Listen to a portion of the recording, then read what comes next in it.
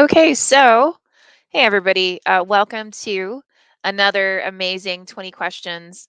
I am Lisa Kastner, and I am here with the phenomenal Aimee Hardy, the author of Pocket Full of Teeth. Yeah. I, which I'm going to glow about probably forever. I mean, other than Pocket Full of Teeth, Aimee is also a fantastic editor. She's actually one of our editors for Running Wild and Rise. And her book, or her novel rather, her premiere novel, Pocket Full of Teeth, will come out September 13th. And hmm it received a starred review from Kirkus Reviews. Yes. And they said it is haunting and powerful. This dark little gem of a novel is an absolute must read. And I just have to Yes. say, I completely agree with them. Thank you. Yes. I'm so So, excited. I have had just a few like advanced people read and write up some reviews, and they have all been just so like glowing. I'm beyond words. So I can't wait for people to get it. I can't either. They're going to devour it first of all, and then when Yeah. they're done, they're going to say, "What the hell did I just read? Oh my Yes. god." And it will Yes. haunt them for like days, Yep. which is perfect. Yeah, I know, the haunting manuscript, it will haunt you. Exactly, exactly. Yep. So with that, we actually are here for a 20 questions. So Yes. I am going to ask Aimee 20 inane questions. And admittedly, because we're friends, I may actually elaborate on them, but but we'll see. Well, this will be Yeah, really cool. Okay, so yeah. first question: what is the first book that you remember reading? Um, so the very first that I can, like, remember by myself, I had this really huge book of, like, fairy tales, and it was illustrated, and I Ooh, remember learning how to read and using kind of the pictures, and my favorite in that was Three Billy Goats Gruff, because I was terrified of the little troll that was under the bridge, and, they boot him off and he's all gone, and I remember being little and being like, "But he's still down there, guys. Like, we have to worry about this troll." Yep.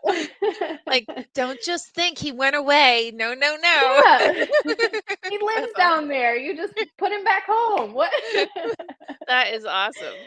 Yeah. Um, okay, so and who is your favorite author? Let's just say who's your favorite author? Oh my gosh. I have so many. I really love Shirley Jackson. Ray Bradbury is a big influence of mine. Mark Danielewski is like a contemporary author who I think is doing phenomenal things. I don't know. I just try to be as well read as possible, but those are kind of my touchstones. Yep, totally. And honestly, I can see all three in Pocket Full of Yeah. Teeth. Yep. Definitely. Very, very cool. So who do you feel like really influenced your writing? Oh, that would have to be like everyone I've ever read or met, or I mean, you just take so many stories with you. And I mean, when I was little, I honestly, from my fairy tales, I dove into like all the R.L. Stein Goosebumps, and then went to Stephen King, and then went to like, I mean, just anything I could get my hands on. So Mm, the more you read, I think the better well rounded you are. It's good for you as a person, good for you as a writer. So yeah, just I try to read everything. I don't know. that's awesome. Yeah, I and honestly, again, I think that's really reflected in your writing, because although I mean, for necessity of putting something in a box, right? Putting it within a genre, although it was um, uh, defined as a suspenseful thriller paranormal fiction by hmm Kirkus, I think there's a lot of literary in it. Yeah. Um, you even have like borderline science fiction elements to it, Yeah. and it definitely has like a southern horror feel, which hmm is super fun. So Yeah. um and what what books do you feel made the biggest impact on you? Um, I remember reading Tuck Everlasting when I was in, like, elementary school and really being struck by, like, the way that story was put together and how every single detail, you see it reflected in the end. I Mm, thought that was really cool. That was kind of the first time I had seen that just as a young person, and mhm, I think, like in college, we read Dandelion Wine by Ray Bradbury, who's, amazing. But I didn't know that a book could talk about, coming of age and loneliness and what does it mean to be connected to people or a part of a community or what does it mean mhm, to have summer in your new shoes? Like, what is that feeling? How do you describe it? mm, So I think mm. Dandelion Wine would be kind of the biggest, like, blew my mind of what a novel is possible, of Oh, wow. doing. Very cool. Um, and let's say you could read only one book for the rest of your life. What would it be? Well, if it's one book, I want to choose, I guess, the most athletic book that I can think of, and that would be House of Leaves by Mm, Mark Danielewski. Because there's just so many storylines, and there's all the footnotes and the questions of like, why did he put this in here? Why is it described like that? mm. And it's huge, so it would take me a while each time I went through it. Wow. Very cool. And what do you reread all the time? That one would have to be, um, Extremely Loud and Incredibly Close. That's by Mhm, Jonathan Safran Foer. And I just love, so it's 3 narratives kind of wound together, and that one is also pretty, meta. It has different types of storytelling in it. So I mean, I enjoy how it's told, but then some of the language he uses, I think, is so beautiful, and it's such a human story. It's about a boy whose father died in 9/11, and so it's his story and then his grandmother's and then his grandfather's. So they all kind of wind together and talk about, war and loss and, how do you pick up after the world ends. It's yeah, I just love it. awesome. Um, and if you had one book that you had to save in a book burning, what book would that be? Yeah, so that has to be as many as I can. I don't know. I Right? think really all books are important, no matter when they were written. I think, there's classics that I would want to save, but then there's things that are coming out right now that have to do with who we are in this moment that I think are very important. So I don't know. I would just have like a hose and a wheelbarrow trying to shovel everything in there. Oh my god, that's fabulous. Um, and what inspired you to write Pocket Full of Teeth? Yeah, so a lot of my poems and short stories, they start off with like something super small, and so this one, I Mm, I forget what I was doing something like active. My hands were busy, and then all of a sudden, I had this line in my head. There was a woman in my walls, so she's living in my walls, and I was like, mm, "Who? Okay, who's saying this? Who's this woman? What is this about?" And then I played with some poetry. I wrote a short story that is kind of the first workings of the story, and then the main mhm, character just kept like speaking to me, and so I wrote the first draft of Pocket Full of Teeth, and it was Cat's story, so kind of like that inner story within my story. And then I was talking to you about, okay, why is she writing this? What's going on? And then I had like this moment where it's like the narrative slipped and it was like, mm, there's Edie. There is someone's telling the story mhm, that is not Kat. Who mhm. is this person? And so then I had to get to know her. So lots of kind of processes of, this book, lots of iterations, but I'm so glad that it landed where it did. It's just, yeah, it's really taken me aback and made me think that, storytelling is so complex, but it's needed. It's almost like divine, how it comes together. Just yeah, I'm excited for people to read it, Oh, honestly. yeah. And we are thrilled for it to be with us. Yeah. Absolutely. And so I mean, every writer is like kind of superstitious about who they allow to read their story as it's being developed or once it's in draft. Who were your readers? Yeah, so I really only have one person that I show my work to while it's in progress, and that's my Mhm. friend Miranda. And she and I used to teach together, and she's always been really supportive. But she's also that friend that if I do something that's like, cheating in a narrative, if I let someone off easy or if I wrap things up too quickly, she will call me and be like, "What the heck are What you is that? doing? What is this? You can't do that." So yeah, she will always set me straight.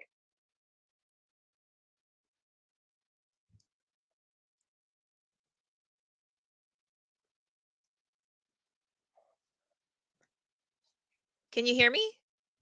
Yeah, I can hear you now. I Okay. think we cut out. I don't know. But yeah, she Yeah, will the always Wi-Fi set me keeps straight. cutting in and out. Okay, so she's like Miranda's the go-to. Oh yeah. Yep. You don't even let your husband see it? No, and then so he's a photographer and people ask him all the time like, "Do you read all of her stuff? Like, what do you think about?" Always having to go in and check her, ideas and be her sounding board, and he's like, "I don't ask her to go through all of my photos, like my B reels and stuff." So we do talk about just bigger ideas, and his answer is always, "I don't know, write it, see what happens." So Oh, okay. then I have to write it and Awesome. see what happens. Yep. All right. Cool.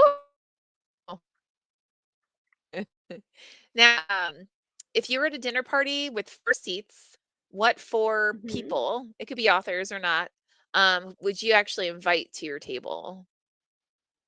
Yeah, I think I would wanna mix it up and have, like, Toni Morrison because she of course, she's invited.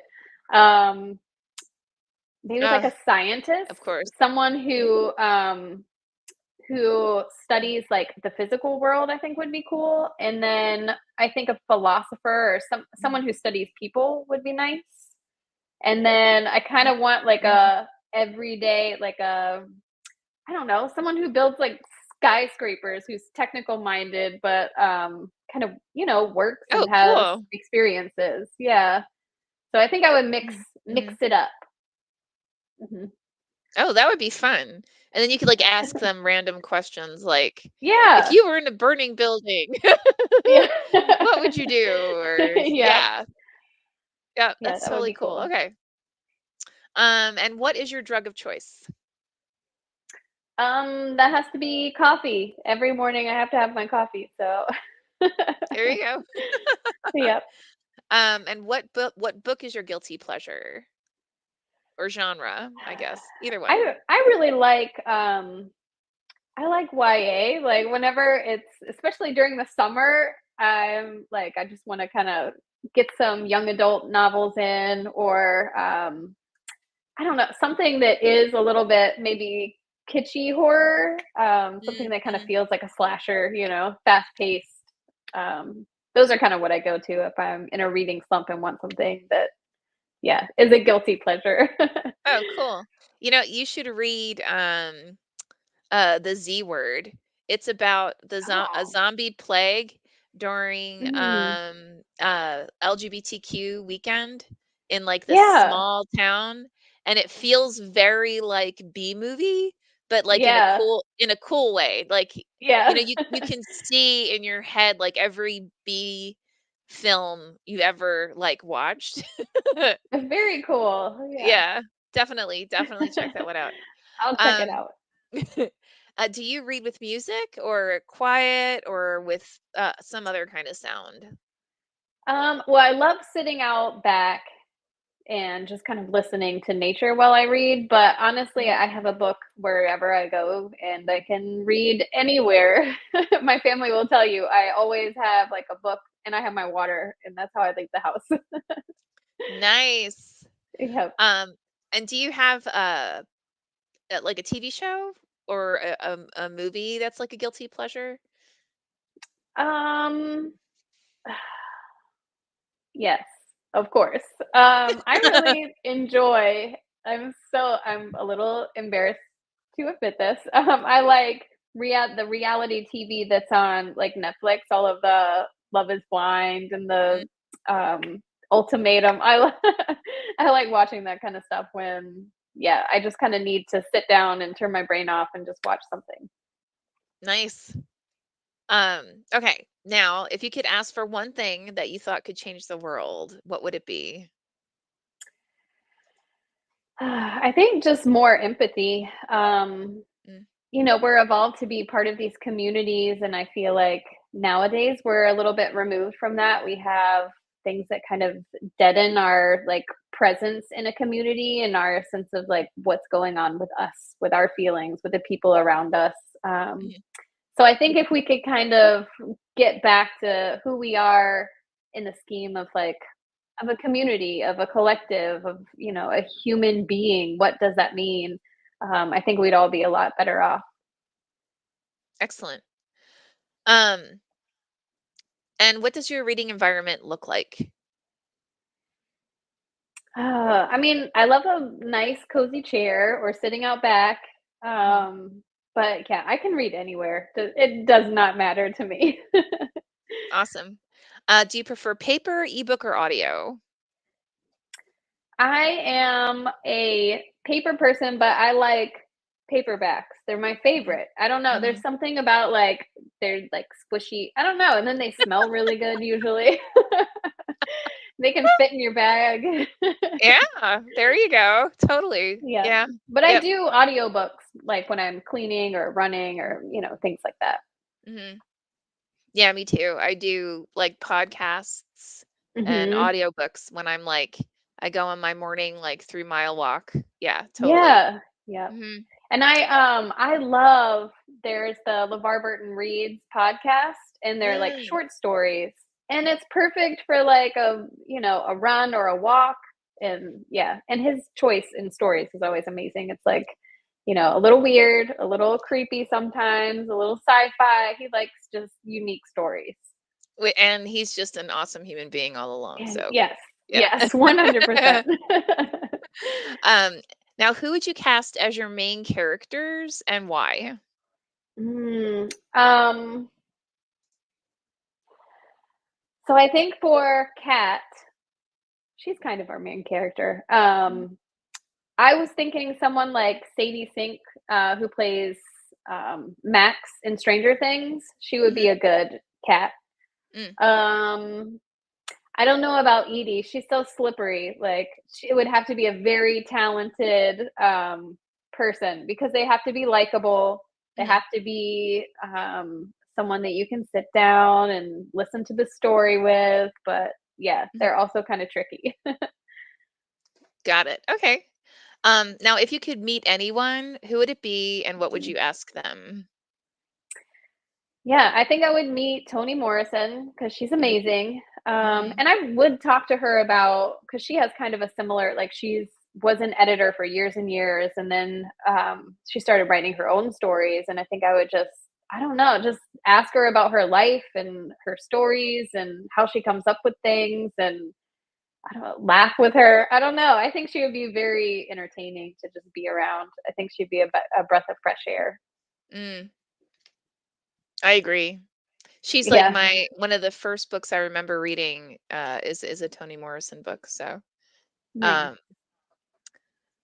okay, so describe yourself in 5 words. Okay. Um, I am kind, um, creative. I've always been that kid that they were like, she's in her own world. She's very imaginative.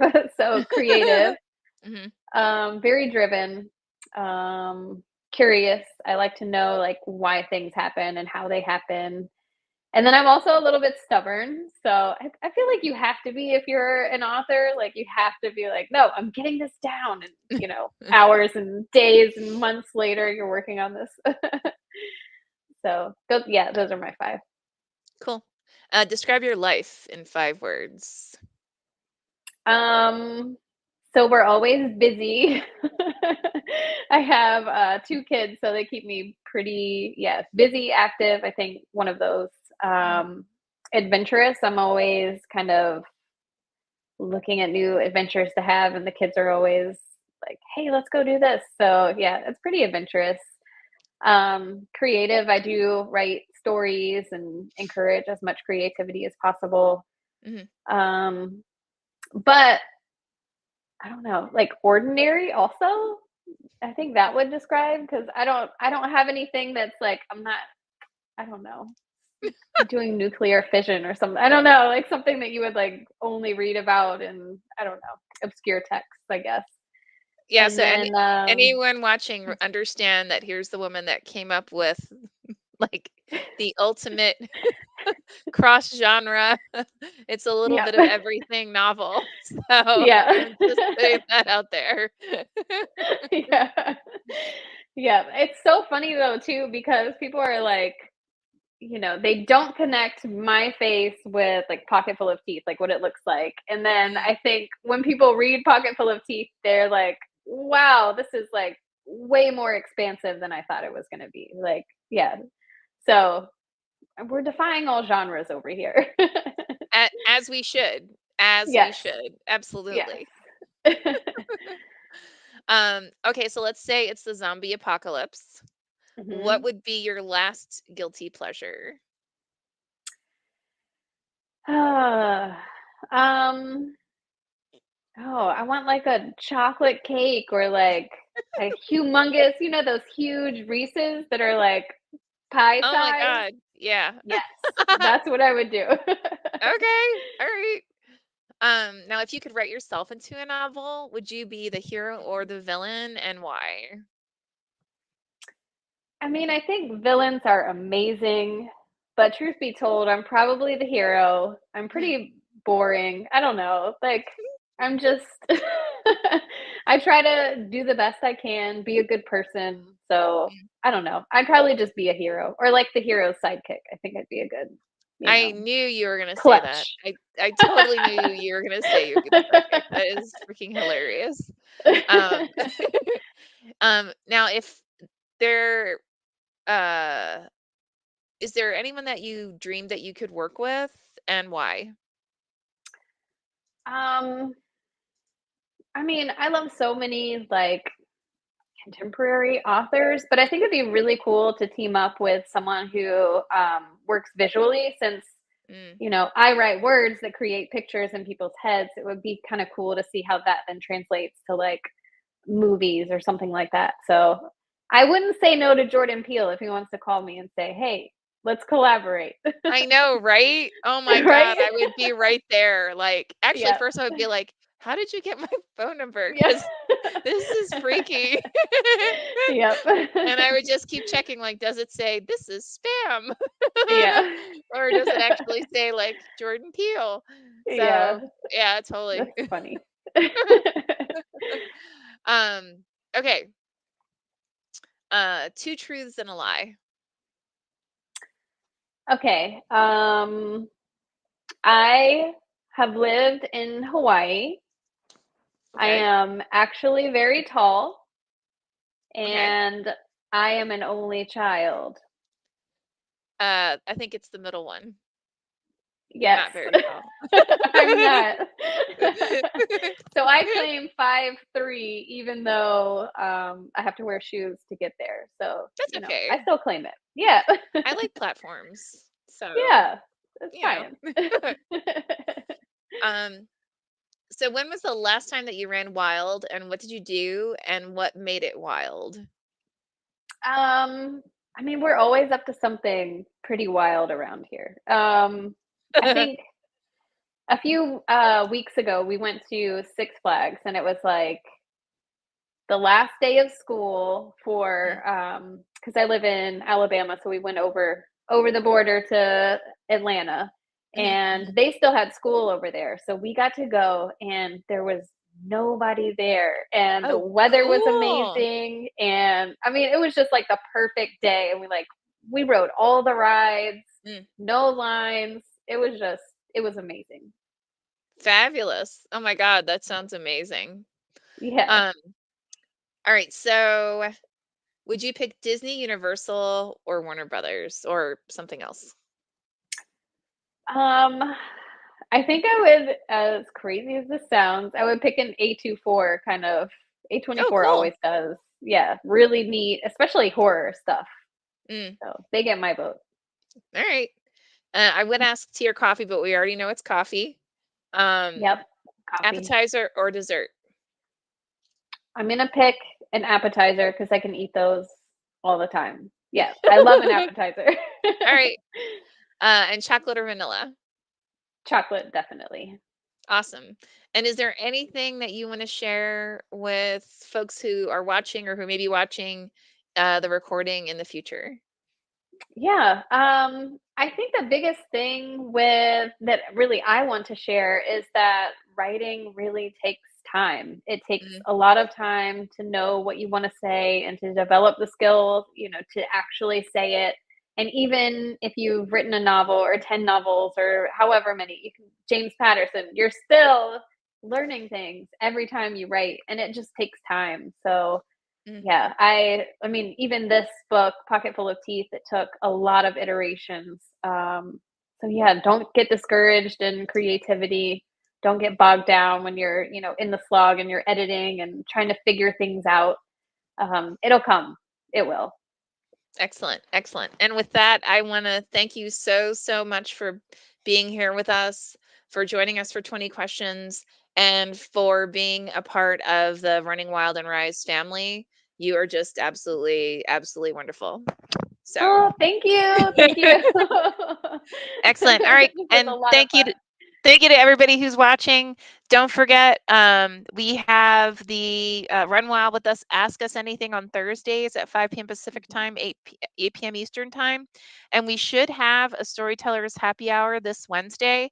I'm still confirming that it won't be like the Lisa show starring Lisa, special guesting Lisa. So if that is what ends up happening, then we're not going to have a storytellers happy hour.